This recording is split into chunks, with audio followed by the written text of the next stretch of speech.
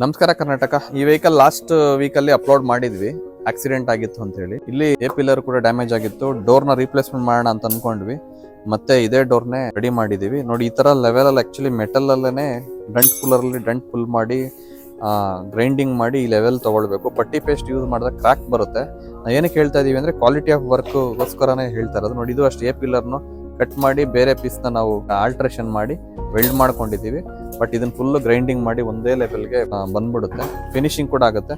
Right side ಫೆಂಡರ್ ಹೊಸದ್ ಬಂದಿದೆ, bonnet ಕೂಡ ಹೊಸದ್ ಬಂದಿದೆ, ಹೆಡ್ಲೈಟ್ಸ್ ಹೊಸದ್ ಬಂದಿದೆ, ಬಂಪರು ಕೂಡ ಹೊಸದ್ ಬಂದಿದೆ. ಅಲ್ಲಿನೂ ಐಟಮ್ಗಳೆಲ್ಲ ಇಟ್ಟಿದ್ದೀವಿ. ಎಲ್ಲ ಹುಂಡೈ ಜೆನ್ಯೂನ್ ಪಾರ್ಟ್ಸ್ ಕೂಡ ಬಂದಿದೆ. ಸಾಟರ್ಡೆ ಡೆಲಿವರಿ ಇದೆ. ಇನ್ನು 3 days ಅಲ್ಲಿ ವೆಹಿಕಲ್ ಕಂಪ್ಲೀಟ್ ಆಗುತ್ತೆ. ಆಕ್ಚುಲಿ ಇದು ಪಾರ್ಟ್ಸ್ ನಾವು 10th ಆರ್ಡರ್ ಮಾಡಿದ್ದು ಜೂನ್ 10ನೇ ತಾರೀಕು. ನಮಗೆ ಒಂದು 20 days ಆಯ್ತು ಪಾರ್ಟ್ಸ್, ಎಲ್ಲಾ ಪಾರ್ಟ್ಸ್ ಅಟ್ ಎ ಟೈಮ್ ಒಂದೇ ಸರಿ ಸಿಗೋದು. ಚಿನ್ನೆಯಿಂದ ವರ್ಕ್ ಸ್ಟಾರ್ಟ್ ಮಾಡಿದೀವಿ. ಇನ್ನು 2 days ಅಲ್ಲಿ ಪೇಂಟಿಂಗ್ ವರ್ಕ್ ಮುಗಿದ್ಬಿಡುತ್ತೆ.